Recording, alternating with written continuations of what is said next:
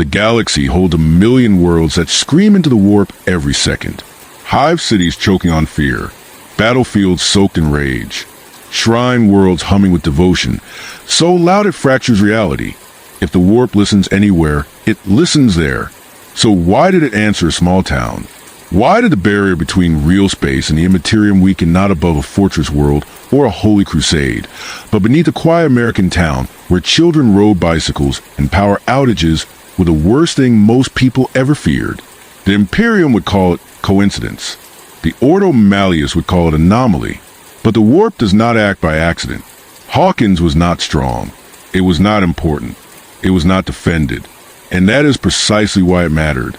Tonight, we examine a forbidden interpretation that the Upside Down was not a random breach, not a failed experiment, not an alien ecosystem, but a slow, deliberate warp probe, a place chosen not for its power, but for its weakness, a world tested not by invasion, but by exposure, because the warp does not always conquer. Sometimes it studies. If you want to explore the moments where the warp touches reality without warning or mercy, support this channel by liking the video, subscribing, and sharing it with others who understand that the most dangerous incursions are the ones Imperium never notices in time. Hawkins was not loud. That is the detail most people miss when they try to understand why it mattered. In a galaxy where suffering announces itself in billions of voices, where war zones throb with psychic violence and hive worlds hum with endless desperation, Hawkins barely registered as a whisper. It was a place defined by routine, school bells, diner clocks, the steady comfort of predictability. Fear existed there, but it was small, personal, and contained. Arguments at dinner tables, anxieties about grades, the quiet dread of growing up. In the language of the warp, that kind of fear is almost invisible. The Imperium understands this principle well. Worlds that burn brightly in the immaterium are watched, warded, and cataloged. Shrine worlds glow with devotion. Fortress worlds pulse with discipline and aggression. Even rebellious planets scream loudly enough to be noticed. Hawkins did none of this. It did not pray. It did not riot. It did not believe in anything strongly enough to leave a mark. It simply existed. And that made it soft. The barrier between real space and the warp is not a wall. It is a tension. It holds where reality pushes back with certainty, through belief, ritual, doctrine, or sheer psychic mass. Where that pressure weakens, reality stretches. Not enough to break, just enough to bend. Hawkins bent easily. There were no priests to sanctify ground. No soldiers trained to recognize the wrongness in the air. No psychers taught to suppress instinct when the world began to feel thin. The people of Hawkins had no language for spiritual threat. When something felt wrong, they called it stress, imagination, coincidence. That misnaming mattered. In Imperial records, the most dangerous warp incursions are not the ones that arrive screaming. They're the ones that arrive politely, wearing the shape of plausibility. A sound explained as faulty wiring. A shadow blamed on fatigue. A missing animal attributed to chance. Each rationalization weakens the mind's resistance, training it to accept intrusion without interpretation. Hawkins excelled at this. It was a town that believed in causes, not meanings, effects, not intentions. Things happened, and then life continued. The very ordinariness of the place acted as camouflage. No one was looking upward. No one was looking inward. There was no expectation that reality could betray them. From the warp's perspective, this was ideal, because the warp does not always seek strength. Strength resists. Strength reacts violently. Strength attracts attention. What the warp needs when it experiments is quiet, a place where observation can occur without interference, where influence can be applied incrementally, where outcomes can be measured without distortion. Hawkins was not chosen because it was weak. It was chosen because it was unguarded. This is a distinction that reframes everything that followed. The Upside Down did not erupt into existence. It did not crash through reality like a blade. It seeped, slowly, carefully, as if testing the temperature of a surface before committing weight. The first changes were environmental, not monstrous. Power flickered without pattern. Compass needles hesitated. Sound carried incorrectly. These were not attacks. They were probes. The warp learning how this reality behaved when stressed, how much pressure it could apply before resistance formed, how long it could linger without provoking panic. Panic would have been counterproductive. Panic attracts attention. Attention invites response. Response invites closure. What the warp found in Hawkins was something far more useful. People who noticed something was wrong and then told themselves it was nothing. Children who felt watched and convinced themselves they were imagining it. Adults who sensed absence and filled it with routine. Every act of self-reassurance thinned the barrier further, not because belief empowered the warp, but because disbelief failed to resist it. This is where the Imperium's doctrines would have intervened, if they had been present on an imperial world. Unexplained phenomena trigger rituals. Incense is burned. Vox channels filled with prayers and warnings. Even false belief creates psychic friction. It announces awareness. Hawkins had none of this. There was no counter-pressure. No narrative strong enough to say, something is wrong and we will name it. Naming matters. The warp feeds on interpretation. It needs minds to assign meaning, even incorrect meaning, to what they experience. But it also benefits when meaning is withheld entirely. When reality is experienced without framework, the warp gains room to define the experience instead. In Hawkins, the warp did not encounter belief. It encountered vacancy. And vacancy, in the immaterium, is an invitation. By the time the first true breach occurred, when the barrier no longer merely stretched but folded inward, the conditions were already established. Reality had been trained to accept intrusion. Minds had been conditioned to normalize wrongness. The town's emotional profile was stable enough to avoid attracting outside attention, but malleable enough to absorb disturbance. This is why Hawkins survived initial contact. Not because it was strong, not because it was special, but because it did not react correctly. The warp was not interested in conquering a town. It was interested in learning how little effort was required to rewrite one, how memory could be mirrored, how fear could be tuned, how environment could be reshaped to reflect not belief, but familiarity. The upside down would not arrive as a foreign hellscape. It would arrive as a reflection. And Hawkins, too small to matter, too quiet to be noticed, too ordinary to defend itself, provided a perfect test case. A place where the warp could observe without interruption. A place where resistance will be delayed long enough to gather meaningful data. In a galaxy obsessed with scale, Hawkins disappeared beneath notice. And in that disappearance, the warp found exactly what it was looking for. What made Hawkins vulnerable was not ignorance, but trust. Trust in patterns. Trust in routine. Trust in the idea that the world behaves the same way tomorrow as it did yesterday. This kind of trust creates a powerful inertia, one that resists panic long after panic will be rational. For the warp, that inertia is a gift. On worlds accustomed to catastrophe, reality is interrogated constantly. On Hawkins, reality was assumed.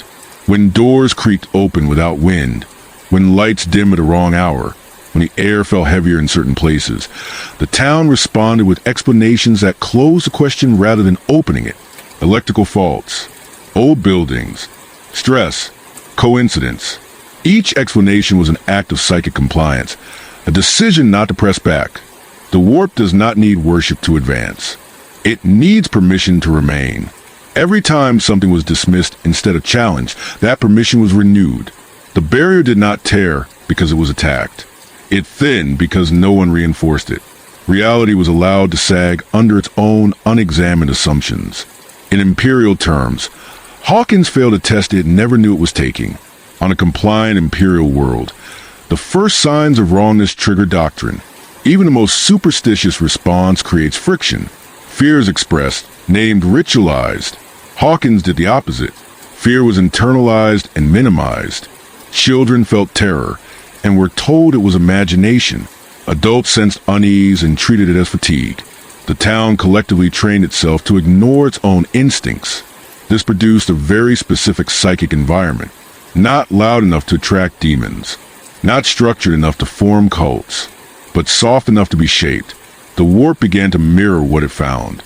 Not beliefs, but memories. Streets appeared where streets existed.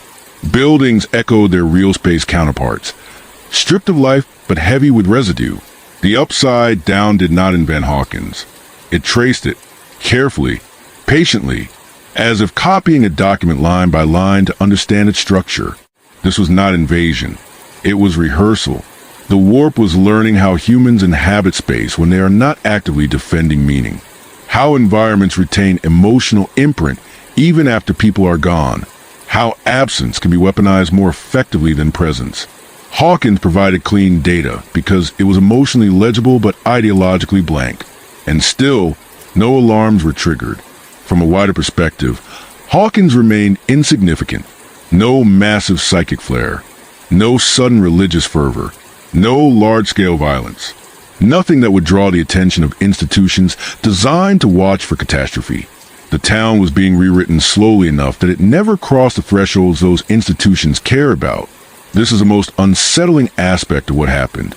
The warp did not need a dramatic event. It needed time. Time to observe how long it could exist adjacent to reality without being expelled. Time to learn which fears provoke reaction and which were tolerated. Time to see how humans responded when faced with a familiar made hostile. The creatures that eventually emerged were not generals or conquerors. They were instruments, pressure points, probes shaped by what they encountered. Predators tuned to fear responses rather than ideology. They did not arrive speaking or declaring purpose. They hunted quietly, as if refining technique. Everything about Hawkins suggested an experiment. And experiments do not end when they are noticed. They end when the results are sufficient. By the time the town could no longer explain away what was happening. By the time fear overcame routine, the warp had already learned what it needed. It had confirmed that reality could be entered without announcement. That meaning could be bypassed. That resistance could be delayed not by force, but by familiarity. Hawkins was not broken because it was weak.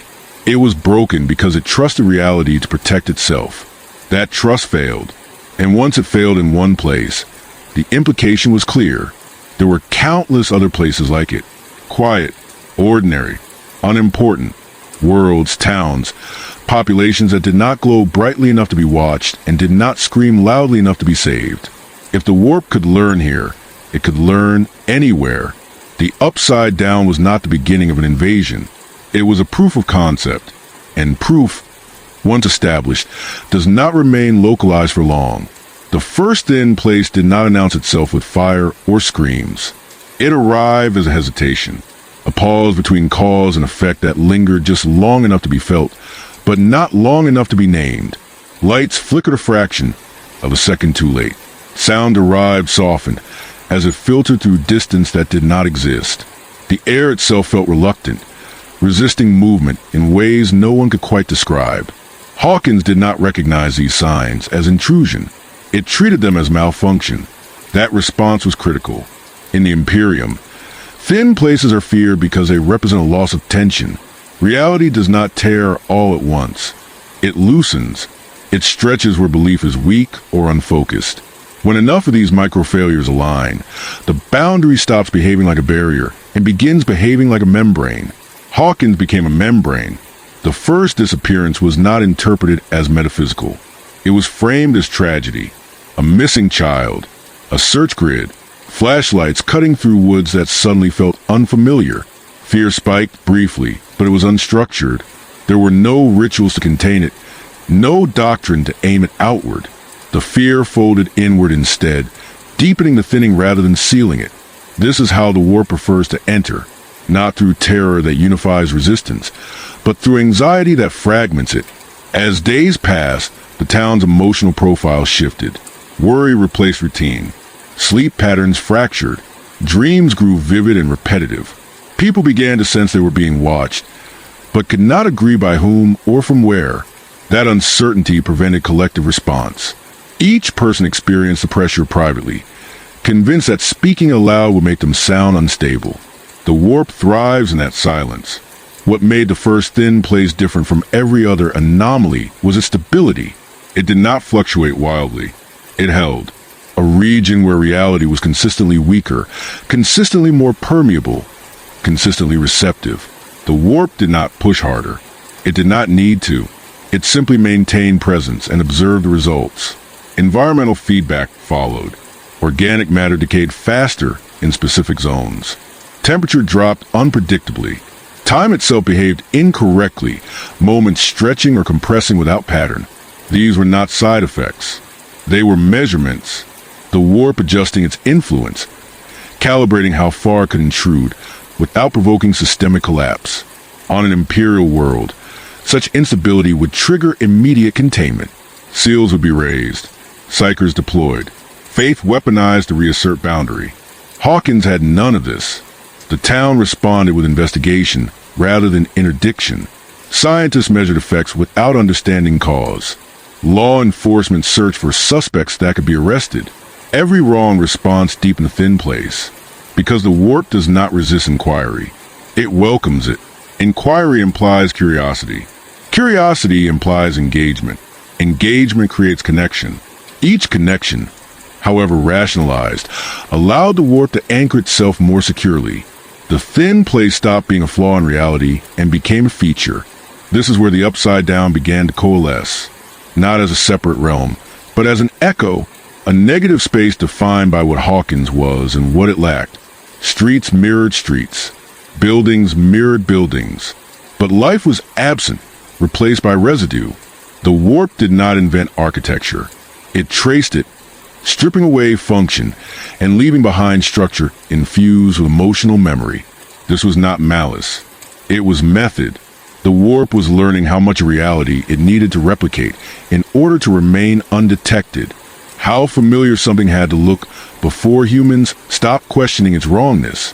The upside down did not look alien, because alien draws attention. It looked wrong in subtle ways, forcing recognition without comprehension. That balance is difficult to achieve. The thin place allowed the warp to practice. Creatures emerged only after the environment stabilized. They were not leaders or symbols. They were stress tests. Predators designed to provoke specific reactions. Fear, panic, isolation. Each encounter fed back into the system, teaching the warp how Hawkins responded under pressure. The thin place thickened with data. At no point did the warp attempt full incursion. It did not flood reality with demons or collapse the barrier entirely. That would have ended the experiment. Instead, it maintained restraint, allowing the town to adjust around the intrusion, to normalize it. Normalization is the final stage of thinning. Once the impossible becomes routine, resistance loses urgency. By the time people acknowledged that something was truly wrong, the thin place had already become permanent. Reality no longer snapped back into place. It accepted deformation as baseline. Hawkins had become a control breach. The first of its kind not because it was the most dramatic, but because it was the most subtle. A place where the warp learned that invasion was unnecessary when coexistence was easier. That reality could be rewritten not through force, but through patience. This is why the thin place mattered. It proved that the warp did not need to wait for wars or cults or prayers. It could begin anywhere belief was absent and resistance delayed. It could enter quietly, learn efficiently, and leave behind a door that no one remembered closing. The Imperium never noticed Hawkins because it was watching for screams. The warp was listening for silence. Once the thin place stabilized, Hawkins stopped behaving like a town and started behaving like a threshold. People moved through familiar spaces with a growing sense that distance no longer worked the way it should. Streets felt longer at night. Hallways seemed to narrow without changing shape. Sound carried unevenly, footsteps echoing too far or not at all. These were not hallucinations. They were early symptoms of spatial negotiation, reality adjusting itself to shared territory. The warp did not push Hawkins aside. It leaned into it. This distinction matters. A violent incursion creates resistance by its very nature. A gradual overlap creates confusion, and confusion prevents coordination. No one knew when the rules had changed, only that they no longer applied consistently. The thin place made Hawkins unreliable, and unreliability eroded trust faster than fear ever could. Trust in maps, trust in memory, trust in one another's accounts. Each contradiction isolated people further, and isolation deepened the thinning. The upside down grew denser as this happened, not expanding outward but inward. It accumulated detail. Textures sharpened. Familiar landmarks became anchors. The warp learned which elements of reality carried the strongest emotional imprint and preserved them. Homes, schools, roads where children once rode bicycles. Places saturated with routine rather than ritual. Routine is easier to copy than faith. What emerged was not a hellscape designed to terrify, but an environment optimized to disorient. It forced recognition without context. Everything looked almost right, and that almost mattered more than total wrongness ever could. Humans confronted with something utterly alien retreat. Humans confronted with something familiar, but corrupted hesitate. Hesitation creates time. Time creates opportunity. The creatures that moved through this space were shaped by that principle. They did not announce themselves. They stalked edges. They responded to sound, to fear spikes, to emotional disturbance. They were not symbols. They were instruments, fine-tuned to exploit uncertainty rather than inspire worship. This alone marks the upside down as different from traditional warp manifestations. There were no sermons, no bargains, no promises, only pressure. The warp was not asking for belief. It was measuring tolerance. How long could a population endure wrongness before it named it? How much loss could be absorbed before meaning was demanded? How many disappearances before explanation replaced denial? Hawkins answered these questions one failure at a time. Each attempt to impose rational explanation over metaphysical intrusion weakened the town's ability to resist. Science without doctrine became another form of engagement. Instruments probed the thin place, recorded anomalies, and inadvertently stabilized them by treating them as natural phenomena rather than existential threats. This is where imperial doctrine would have intervened brutally, not to save Hawkins, but to prevent learning. Because the most dangerous thing about the thin place was not what it did to the town. It was what it taught the warp. That reality could be studied without provoking defense. That humans would investigate rather than banish. That curiosity could replace caution long enough for patterns to emerge. By the time Hawkins understood that it was not dealing with a problem but a presence, the thin place had already passed its most critical phase. The warp had confirmed that it could establish a semi-stable overlap without alerting larger systems designed to detect catastrophe. This was a success condition. The thin place no longer needed to grow. It had proven its viability. Hawkins did not need to be consumed. It needed to persist, quietly demonstrating that reality could host a warp-adjacent environment indefinitely under the right conditions. From the Imperium's perspective, this was the worst possible outcome. A catastrophic incursion would have been noticed. A demon world would have been burned. A screaming wound in reality draws attention, and attention brings annihilation. Hawkins did none of this.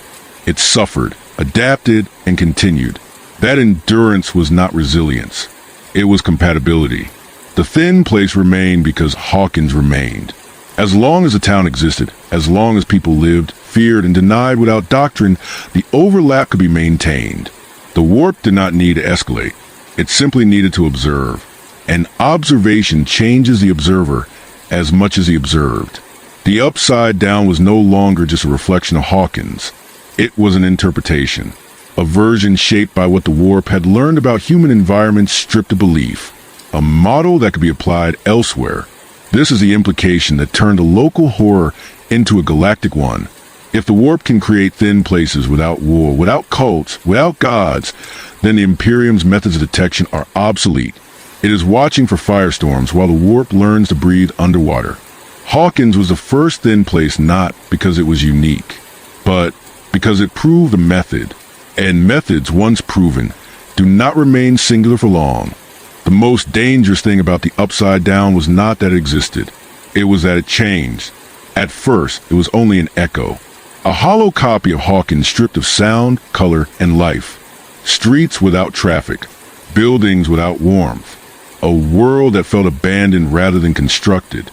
If the warp had stopped there, it would have remained a curiosity. A scar where reality had thinned but not surrendered. But it did not stop. The Upside Down began to respond. This response was not dramatic. There were no sudden transformations, no declarations of intent. Instead, there was refinement, details sharpened, Structures aligned more precisely with their real space counterparts. Objects appeared in locations that suggested memory rather than geography. The warp was not creating randomly. It was selecting.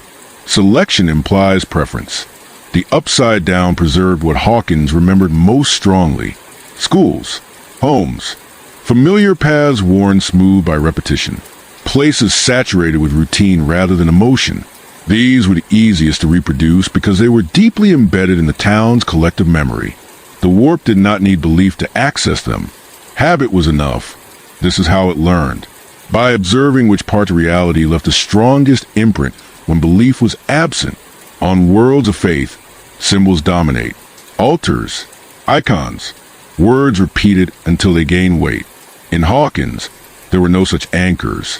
The strongest imprints came from use, not reverence. The warp adapted accordingly. It built a space that felt wrong not because it violated doctrine, but because it violated expectation. Expectation is a subtler defense than belief, but exists nonetheless. The upside down tested it relentlessly. Sound behaved incorrectly, traveling too far or not far enough. Time drifted, moments stretching thin or collapsing without warning. The environment pressed back when entered, resisting movement in ways that suggested intent without articulation. None of this was random. Each deviation probed how humans interpreted disruption when stripped of ritual frameworks. The results were instructive. Humans tried to rationalize. They mapped. They measured. They adapted behavior rather than meaning. When a hallway took longer to traverse, they adjusted pace. When a sound echoed strangely, they learned to move quietly. Survival strategies replaced comprehension. The warp noted this and refined the environment to reward such adaptation. This is how learning occurs in the immaterium, not through study, but through feedback. Fear responses were cataloged. Panic produced spikes that destabilized the overlap briefly, attracting unwanted attention. Controlled fear, however, sustained the environment without collapse. The warp adjusted its pressures accordingly. Predators emerged that punished panic but rewarded silence. Creatures tuned not to aggression, but to sound, movement, and emotional disturbance. These were not monsters in the traditional sense. They were instruments. Each encounter tested a hypothesis. How much fear could be induced without triggering collective action? How much loss could occur before humans demanded explanation? How long could reality remain compromised before resistance shifted from denial to belief? The upside down evolved alongside these questions.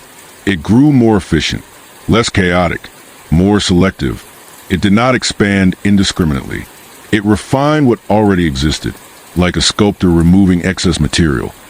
The warp carved away elements that did not contribute to the experiment. Life was unnecessary. Noise was counterproductive. Clarity was dangerous. What remained was a space optimized for observation. The upside down was not trying to be understood. It was trying to understand. This is where the idea of accident becomes untenable. Accidents do not iterate. They do not improve. They do not respond to stimuli with adjustment. The upside down did all of these things. It behaved like a system refining itself in response to a test environment. Hawkins was that environment. Every incursion into the upside down fed the process. Each human presence provided data. How they moved, what they feared, what they remembered. The warp absorbed this information not consciously, but structurally. The environment shifted to reflect patterns that persisted across encounters. This is why certain locations became focal points. Not because they were important in a cosmic sense, but because they were emotionally dense. Places where choices had been made, where relationships had formed, where fear had been confronted and survived. The warp preserved these locations because they carried usable information about human resilience. Resilience is as important to the warp as weakness. An environment that collapses immediately teaches nothing. An environment that resists entirely reveals nothing. Hawkins occupied the optimal middle ground. It bent without breaking. It adapted without understanding. It endured. And endurance taught the warp something crucial. Humans do not need belief to survive proximity to the immaterium. They need routine, familiarity, the ability to normalize the impossible, as long as it does not demand interpretation. This realization changes everything. If the warp can learn to coexist with human reality without provoking belief, then belief is no longer its only vector. Worship becomes optional. Cult becomes unnecessary.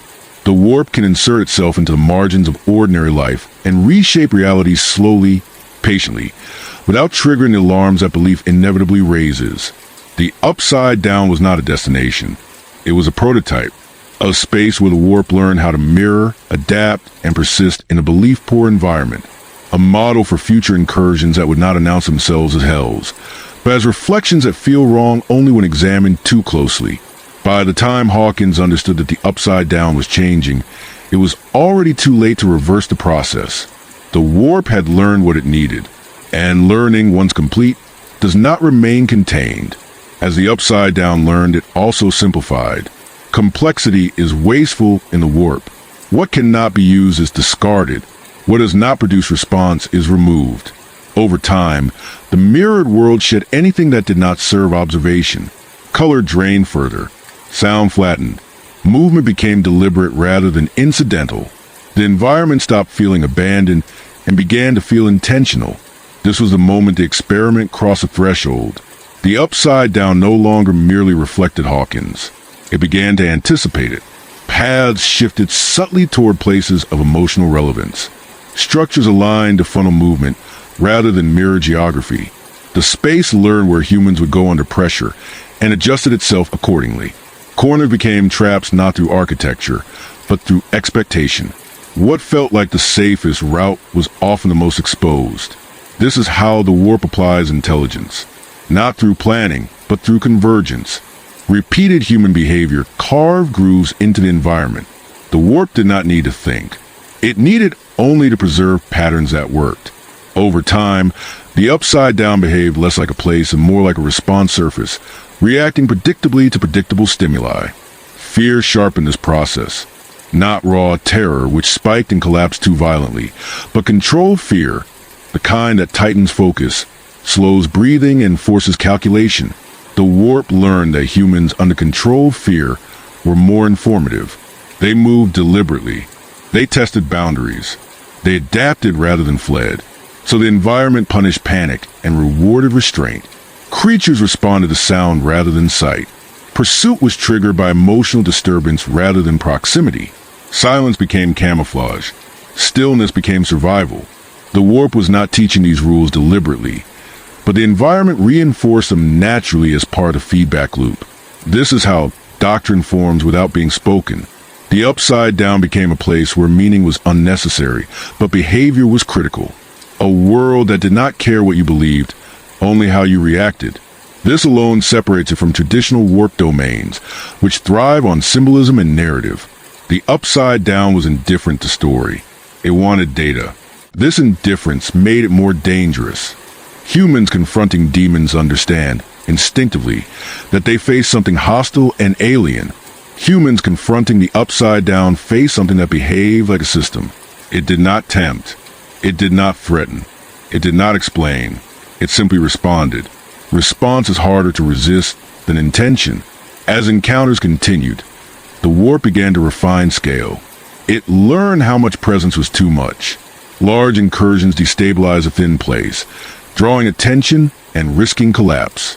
Small, precise manifestations maintained pressure without provoking systemic reaction. The warp adjusted accordingly, favoring minimal force applied at optimal moments. This restraint was not mercy. It was efficiency. By now, the upside down had accumulated enough understanding to generalize. Hawkins was no longer unique. It was exemplary. The conditions that allowed the thin place to persist, low belief, high routine, delayed interpretation, were not rare. They existed anywhere meaning had been stripped in favor of function. The Imperium creates such places constantly. Worlds where faith has been suppressed but not replaced with doctrine. Populations taught to endure without ritual.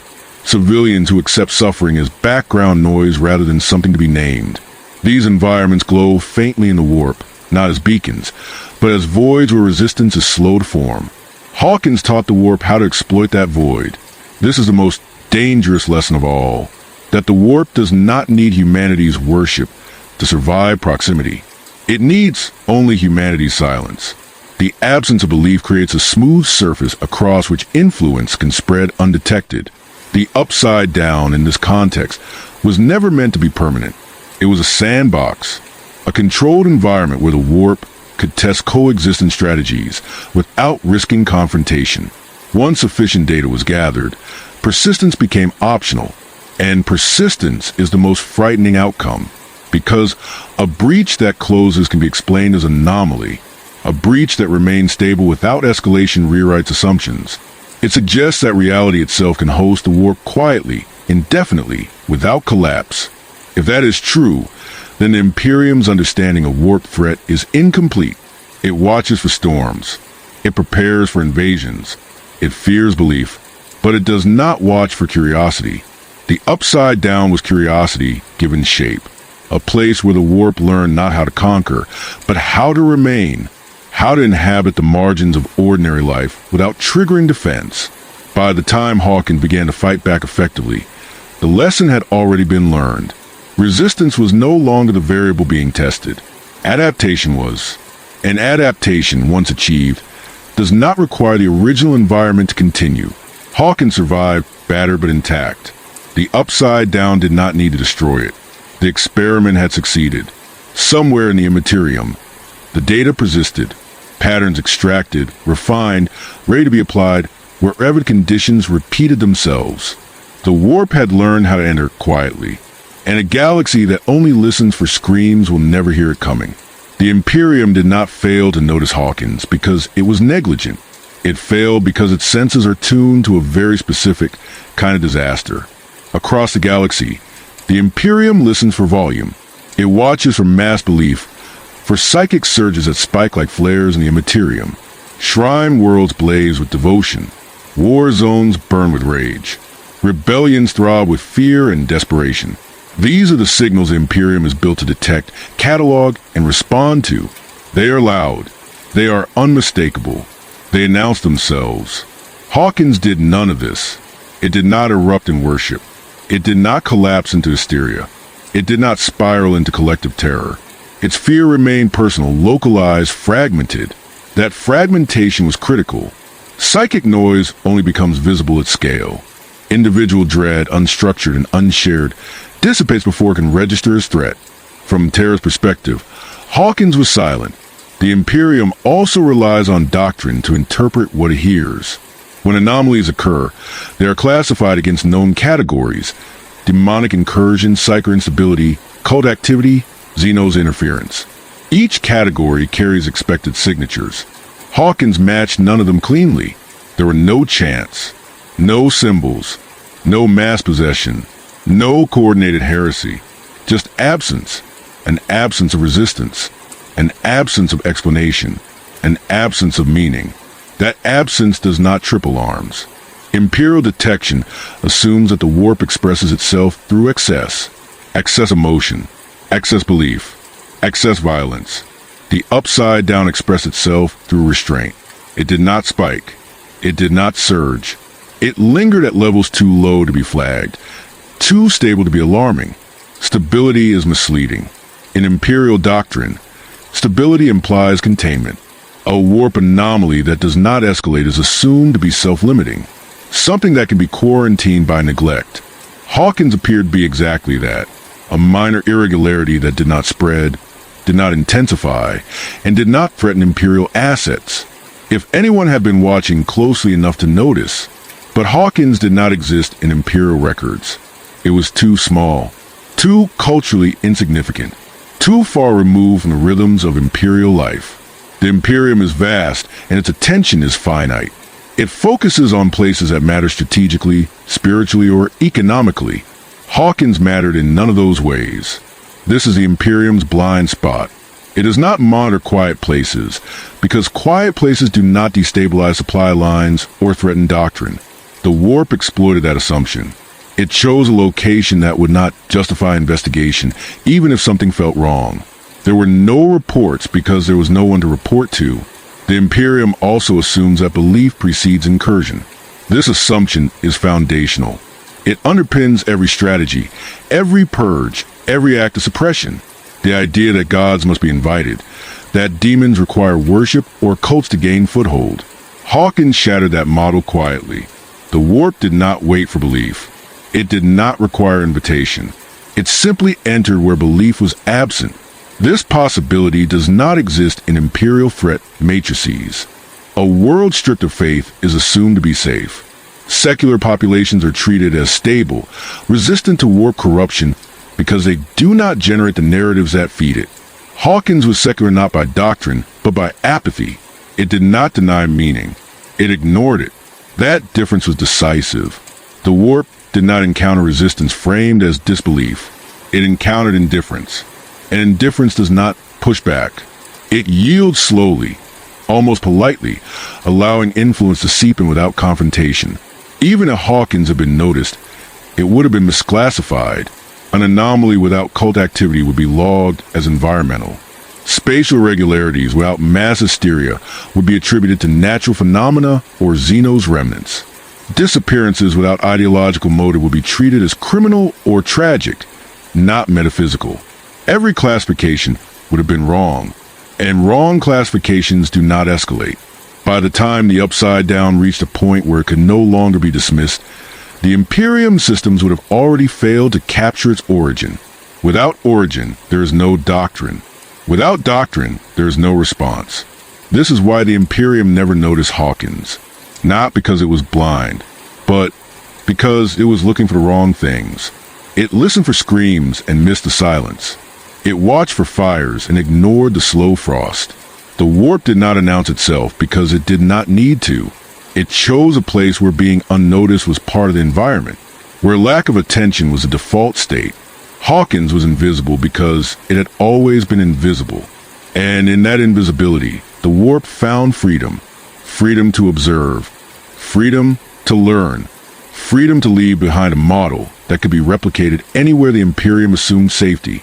This was not a failure of vigilance. It was a failure of imagination.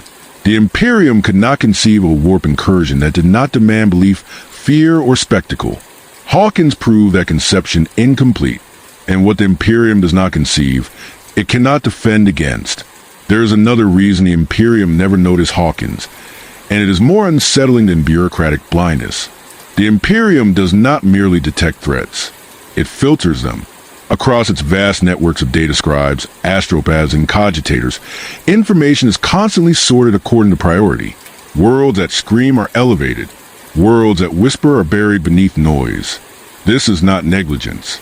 It is survival. An empire that tried to respond to every anomaly would collapse under its own attention. Hawkins never rose above the threshold of concern. Even if fragments of data had surfaced, minor spatial irregularities, unexplained disappearances, localized environmental decay, they would have been contextualized as statistical inevitabilities. In an imperium of 1,000,000 worlds, small towns vanish every day. Not every loss is metaphysical. Most are simply forgotten. The warp understood this economy of attention. It did not seek to hide completely. That would have required effort and risked error. Instead, it positioned itself below notice. It allowed enough disturbance to test reality, but not enough to justify escalation. The Upside Down existed in the margin between concerning and actionable, a space where things are acknowledged briefly and then dismissed. This margin is enormous. Entire populations live and die within it. The Imperium's greatest strength, its ability to prioritize overwhelming threats, is also its greatest vulnerability. It assumes that danger announces itself proportionally, that the scale of a threat correlates with the scale of its expression. Hawkins violated that assumption.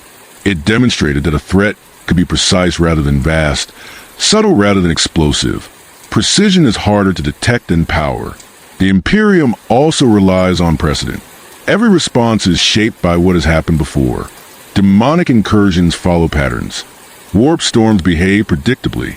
Cult activity leaves recognizable scars. Hawkins fit none of these precedents. There was no language to describe it, and what cannot be described cannot be acted upon. This is where the Upside Down became truly dangerous. Not because it threatened Hawkins, but because it threatened the Imperium's confidence in its own models. If the warp can enter reality without belief, without cults, without mass emotion, then the Imperium's understanding of causality is incomplete. And an incomplete model is worse than ignorance, because it breeds false certainty. The Imperium believes it knows how corruption begins. Hawkins proved it did not. Yet even if this realization had surfaced, it would have been suppressed, not out of malice, but necessity, to acknowledge that the warp can operate quietly would force a restructuring of doctrine, surveillance, and response across the entire Imperium. It would imply that countless worlds assumed to be safe are, in fact, vulnerable. That kind of revelation is destabilizing. The Imperium does not adapt quickly to destabilizing truths. It absorbs them slowly, if at all, often centuries too late to matter. Hawkins would have required the Imperium to admit that silence is not safety, and that absence of belief does not equate to resistance. Such an admission would undermine the logic of countless policies. Better than to never notice at all. So Hawkins remained what it had always been, a statistical non-event, a footnote swallowed by scale. The warp did not need to erase records or falsify data. It relied on volume, on the fact that a galaxy-sized empire cannot afford to care about everything. This is the final lesson Hawkins taught. Not that the Imperium is weak, but that it is optimized for the wrong threats.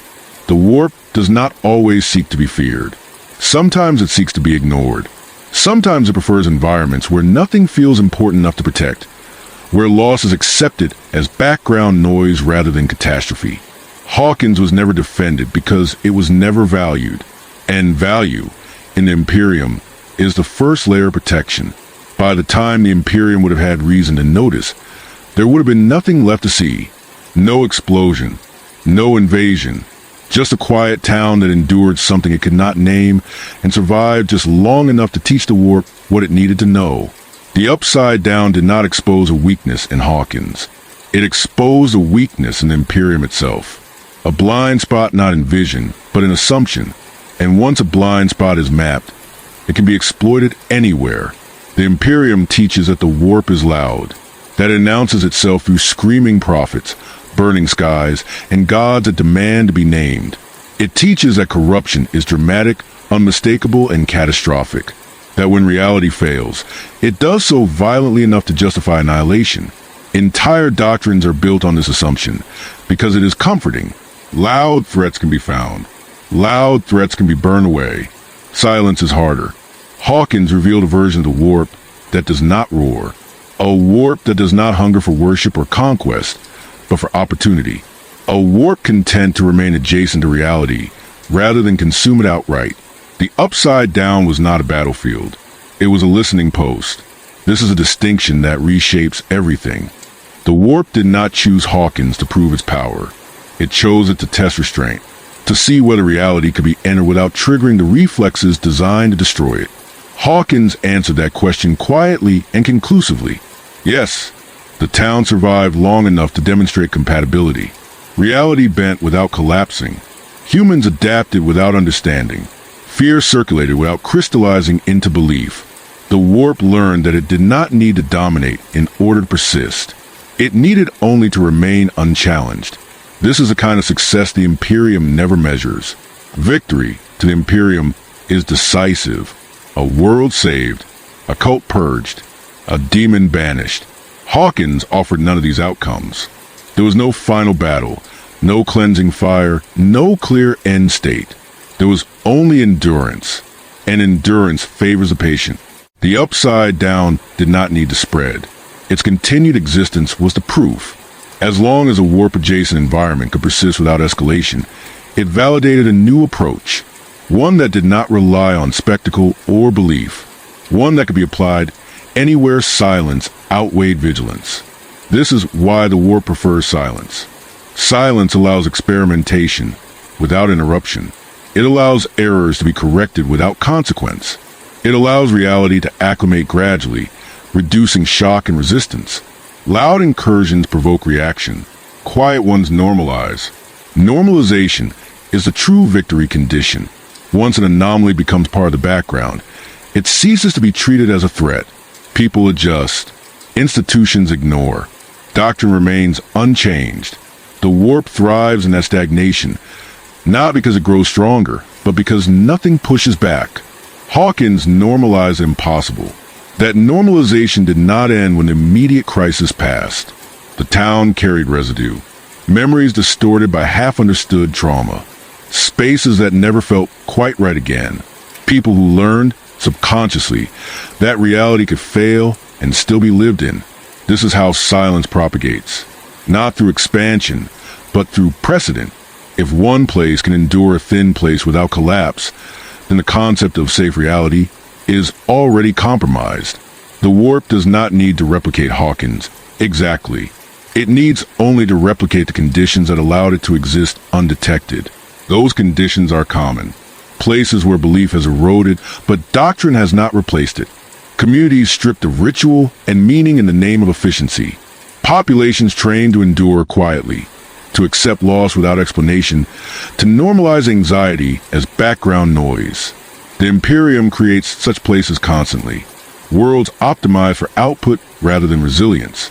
Civilians taught obedience without spiritual framework. Entire sectors where faith is minimal, not because of enlightenment, but because of exhaustion. These are not protected spaces. They are invitations. The warp does not need to announce itself to these places.